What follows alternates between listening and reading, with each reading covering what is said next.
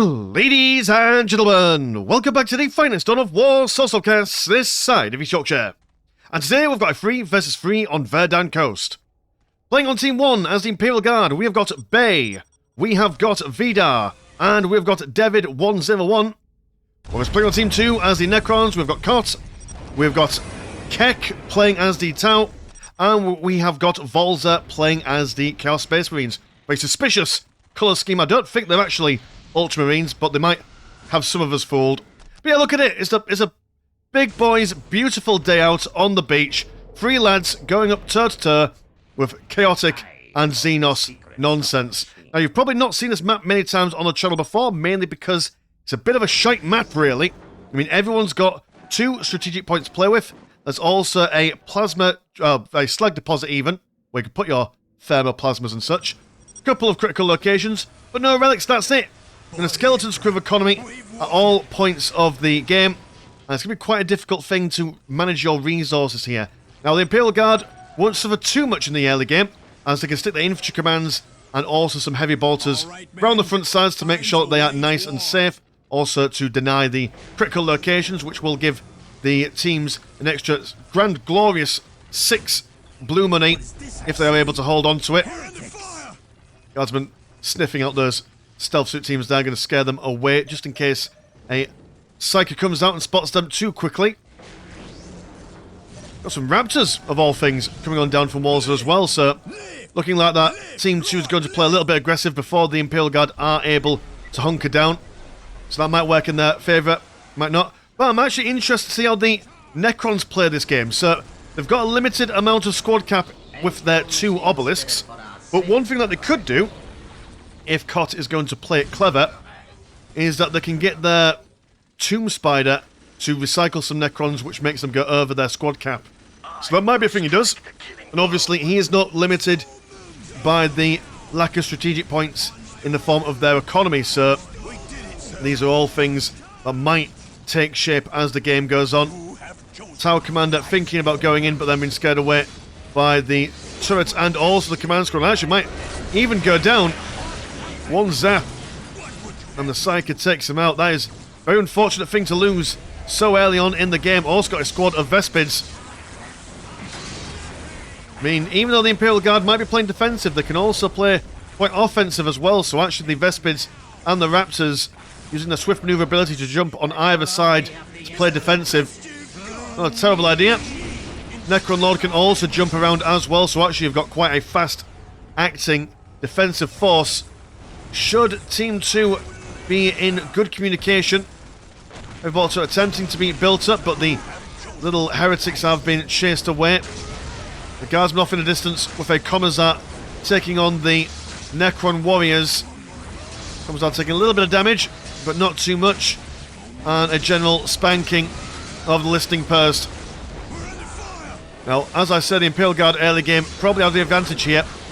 But as the game goes on, the Chaos Space Marines have got some good vehicles in the form of Hell Talons. Same with the Tau. They have got their Barracudas, which, I mean, with all this empty space in the middle that they can occupy, quite easy to be aggressive and fall back. And the Imperial Guard don't really have amazing aircraft themselves to really counter that. The Marauders are more anti-infantry and such rather than, you know, being able to fight in a dogfight. So that is a thing that they can indeed do. And with a lack of strategic points and therefore a lack of requisition, going for vehicles is probably going to be the main thing to go for here, as vehicles tend to cost a lot of green and only a smidgen of blue. Here is the Necron Lord, also got that Forbidden Archive out nice and early. The Necron Warriors also costing nothing in the way of money, so they can throw them down relatively cheaply. John Cena beam to switch off both of these heavy bolter turrets, negating the Imperial Guard's defense. And good micro with this Necron Lord can really turn a one-sided battle completely on its head. One goes down. Necron Lord, sadly, is dead. And actually double Raptors shot in mid-air. That's a full squad wipe. That is not what they signed up for. So they're dead. Chaos Lord a bit on his own at the moment. Also, these commander squads over here causing some mischief. If you were being perceptive in that turret battle there. That's now gone for some grenade launchers. I will set that tier 2 back quite considerably. Actually, that being said, Vidar has got a lot of money saved up somehow, somewhere. Not sure how he's done it, but by God, he's done it. He's also got into tier 2 as well, so plenty of money to save up. That Thermoplasma will be on his side. Not sure the Necrons necessarily need this slag deposit. As Per mentioned, the economic situation earlier on might be a benefit to give it to one of his allies to fund the vehicle expansion. Some Vespids slapping down a listing post on the back lines. I suppose that's a problem if the Imperial Guard put a lot of effort into defending the front lines, is that anything that jumps around the side will be able to do a bit of damage. And oh dear, that Vespid almost escaping, but that is another squad wipe right there. So that is both jumping units, brown as bread, and as many turrets as you could want or need. Yeah, Vidar has... Oh, sorry, no, it wasn't Vidar that's going to tier 2, that's Bay. Bay with the beautiful purple colour scheme here. So, middle Imperial Guard has spread out his turrets, which I don't know how I feel about this. They can die pretty easily. Got the blue Imperial Guard over here, going for tactical control. He is in tier 2 there, but no vehicles from him. Yeah, Vidar has just said, right, well, never mind the men. Here are the turrets. And a mechanized command just finished. And here, oh, the Basilisks. Pretty good shout, as this map is extremely small. So no matter where you stick them, they'll probably be able to fire down on anything. That does also mean that you'll find it very difficult to hide them against any kind of aircraft coming in. Big Cena beam, and that might be the infantry command for David 010 in a bit of a spot of bother. There's a significant amount of Necron warriors. Tech Priest engines here coming around to say hello, but will it be enough? Not quite. And that will also reduce the Imperial Guard's squad cap as well. Another, yeah, there we go, Vidar. Just stick down another heavy bolter turret. If it works, it works. And if it doesn't, well, it just complain about it, and someone will fix it for you. That's what I've learned. A beautiful purple Basilisk. One list post goes down. Ah, that's devastating. In a game where you've only got 2 strategic points, even losing 1 is quite a terrible situation. Imperial Guardsmen there. Now that they're in tier 2, plasma guns will be rocking out. So their ability to take down Necron warriors has never been so finer. Fire warriors also been blasted by a Basilisk.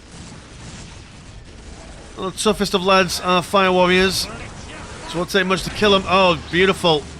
Lovely placements from this Necron Lord. And so the heavy bolter turrets are going to be kaputted. Now, if these guys are paying attention, they will realise that there's large, well, quasi-craters on the floor. So that should tell them that there is indeed a piece of artillery knocking around. The Necrons go back home. I mean, they've done the damage, haven't they? They've killed this thing. They've killed all the heavy bolter turrets, and they've also helped the tower take out a listening post. But triple Basilisks, the maximum amount humanly possible. Will we see the same from David? No, he's going to go. He's providing the infantry. That's what he's doing. Command squad zapping the Defiler with a Curse of the Machine Spirit. And with 3 Imperial Guard players, that's a lot of curses that they can stack on top of each other. They can practically disable any vehicle that they want for a more or less unlimited amount of time, really. Fire Warriors have been caught in position here. Focus down, but the Necrons are attempting to save them. Morale is broken, and actually that does indeed save those 2 lads from certain death. The Defiler stuck in a bit of a bind. Thankfully, though, he's a tough old cookie. The Basilisks won't be doing much damage to the Chaos Space Marines. In fact, you've actually not done all that much, have you? You've just been sitting on the back, getting your economy up as good as humanly possible. Big booms being thrown around. Necrons making the most of having just 2 warriors at the moment. Gonna go for a how much squad cap do you have, Necrons? Got 14. Well, actually 14 isn't terrible, is it? It's not the worst amount of lads to be able to field, considering that a Necron warrior squad is free. So what, 14 divided by 3, that's 4 remainder 2. And then a squad of Immortals to round up to 14. Okay, alright, yeah, that's quite a good shout. There is that all-important Hell Talon. You could just say hello, but the river is being guarded by double heavy bolter turrets from Bay himself. One Imperial Guardsman squeeze and thrown, not quite in the little lake there. There we go, quite a lot of action as the game opened up. Now starting to quiet down a bit, just a couple of shells been thrown around here and there. Defilers have nowhere near the range of the Basilisks, but they do have a lot more versatility. They can support the Necron line with artillery, they can come in with flamers. If anything needs tying up in close combat, they can certainly come down and crunch them with their powerful claws. Necron's also going to grab that Thermo Plasma Generator and a Gauss turret to defend that little ridge there. Over here, it's got a Fire Warriors and a Stealth... Oh, actually, a Stealth Suit team might not be a terrible idea to go around the sides and start taking down these bolt turrets. I mean, they will be spotted, but that's alright. Horror's also coming in. Gas Machine Spirit and the Necron Warriors off in the distance are pushing their way towards the Guardsman's base. They do have a Sentinel in defense and also Chimera as well, but also a squad of Immortals. Why am I... I'm doing a play-by-play for the battle over here while trying to get this going. I suppose it's because I know that you can see this, really. But yeah, they'll be defending that. While they're going to defend the Master Warriors coming over. We're going to hide inside the Mechanized Command. Another Sentinel is on the way out. Lord will teleport in, and that will shut down that Mechanized Command. No problems at all. But here come the double Guardsmen with plasma guns. And that is, you can't underestimate the amount of damage that they can do. I mean, what is that? 3 apiece? Could be 5 if they really wanted it to. Yeah, that is the whole army wiped. But I don't think they'll have a good time going through those defilers. And the assault continues on the southern side, actually being able to break through that little defensive system going on there. And the missile and heavy bolter turrets no way able to defend this late into the game. But tier 3 for Bay, the Casicans are here. And gradually over time, they'll take it down the Hell Talent. We'll scare it away. Might lose this tier 3 listing post. Wouldn't normally recommend a tier 3 listing post, but you know, see above comments about the aforementioned lack of resources. Chimera goes down. Got a destroyer. Gotta watch out for that Sentinel there. Last cannons are definitely one of the better anti-vehicle weapons in the game. Quite accurate. Quite fast firing rate as well. And a Mars pattern command. Well, we're going to get a Baneblade potentially. How? Wait a minute. There's no relic. You fool! You fool, Bay. There is no relic. You can't get a Baneblade. Unless I'm mistaking myself. No, you are also critical locations as well.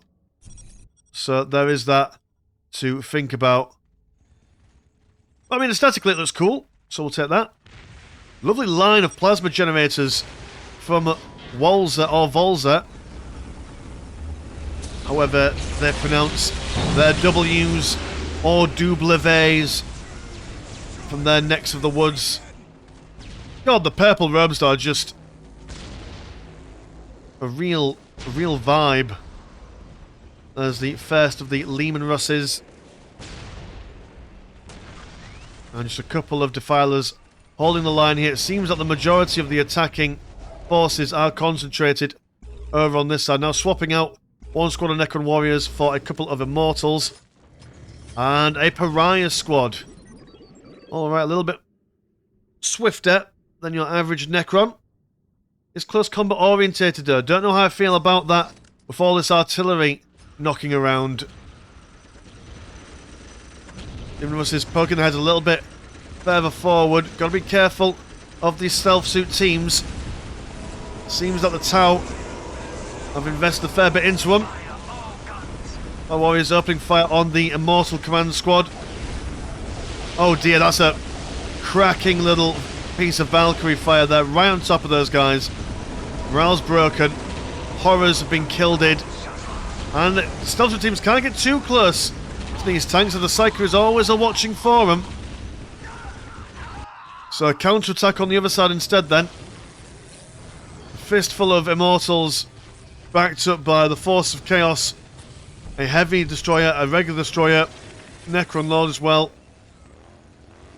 I don't think these guys necessarily have the tools required to take on all this Necron stuff, but same kind of scenario over here. And I mean, if you kill an enemy's base, well then they lose all their squads as well, sir. The worst thing, Double Horror's going to be teleported in.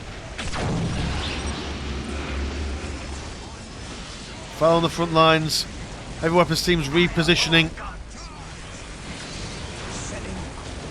And there we are, two heavy weapons teams sandwiched between two vehicles. Well, they were until they died.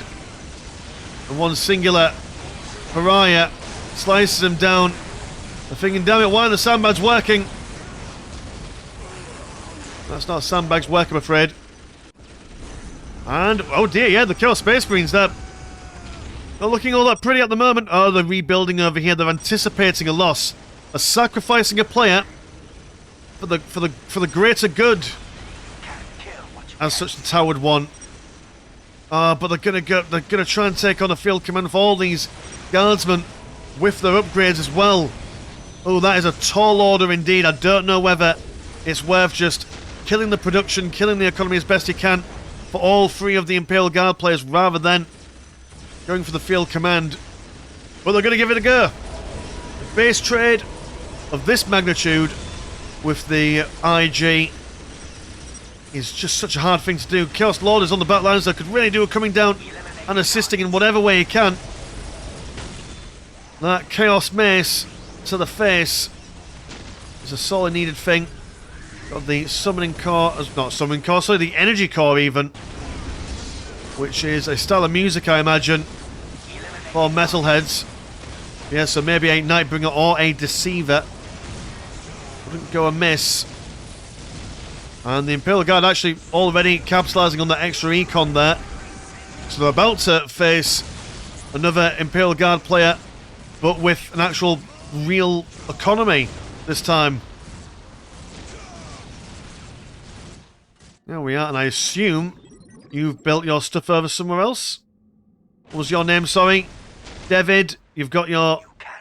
Anything lilac blue over here? No, he hasn't. So he might go down, actually, if they're able to focus fire this. Deceiver says hello. And that is going to be David. Absolutely devered. So now it's 3 versus 2, but... I mean, the 3 are down 1 player effectively, and will soon be down 2 players.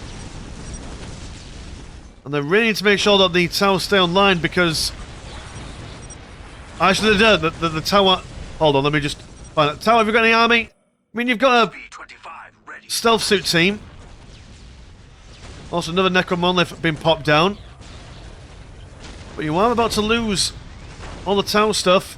That's going to rebuild... Ah, yeah, you're rebuilding a... Oh, you're building a vehicle beacon over there. Oh, because you've got plenty of greens, so may as well... Yeah, okay, I understand. I get it. And Vidar, the turret tyrant himself. Unable to really contend. Yeah, I thought as much that the Necrons were going to be the main fighting force here, being supported by the other guys, but it's just nice to see a prediction for once come true. All this stuff being switched off at the moment while the Necrons start to mop up. You do those horrors coming down there, they're kind of losing their concentration here.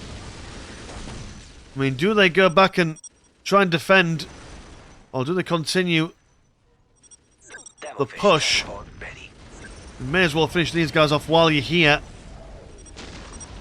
One Devilfish. And Devilfish are stupidly cheap at 50 blue and 75 green, so actually he's got all the money to basically make infinite Devilfish.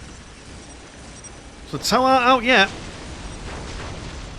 But also really, really careful, because if the Chaos Space Marines lose one building, you lose all these horrors.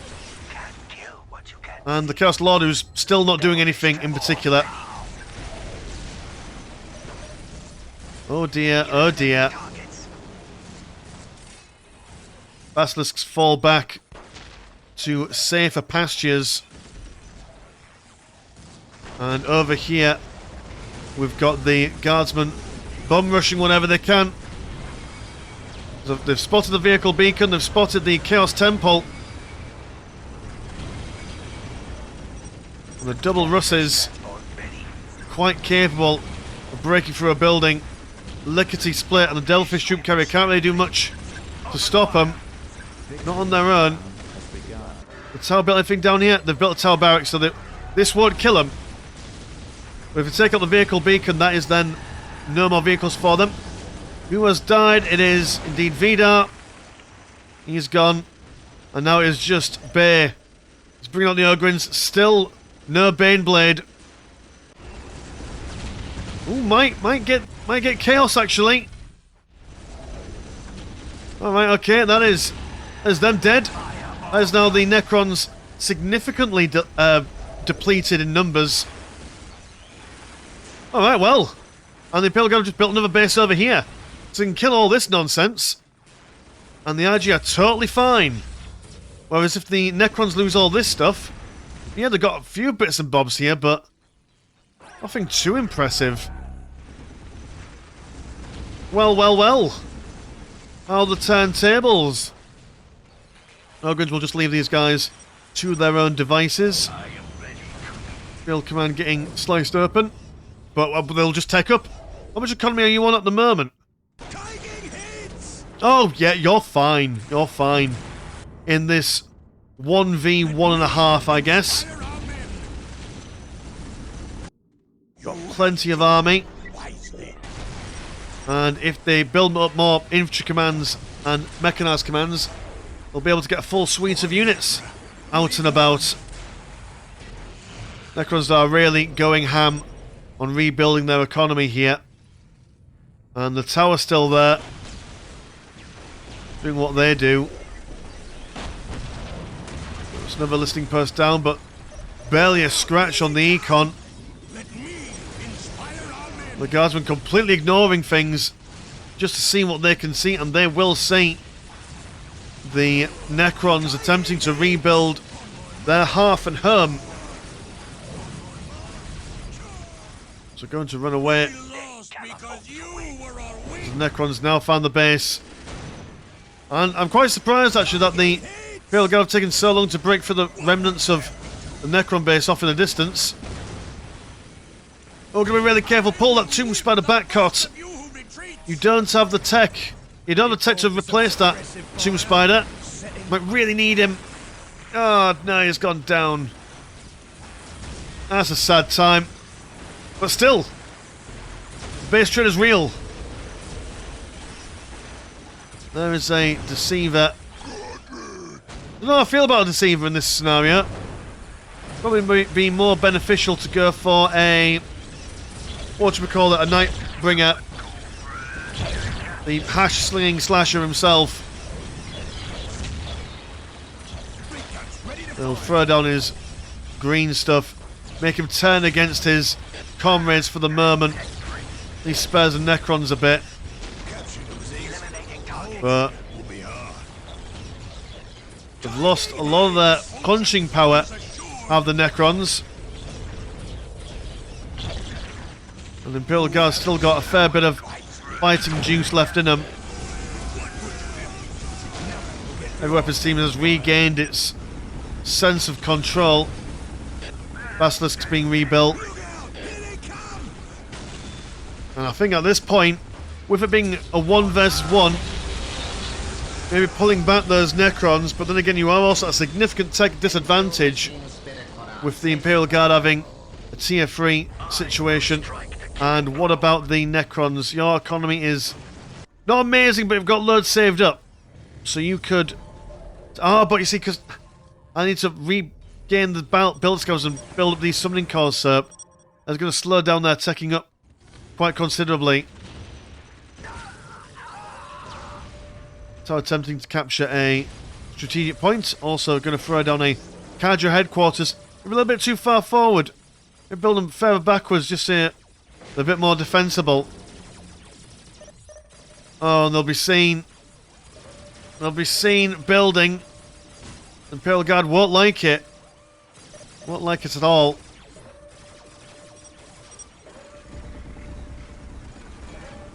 Yeah, just bring that down before it can even be finished.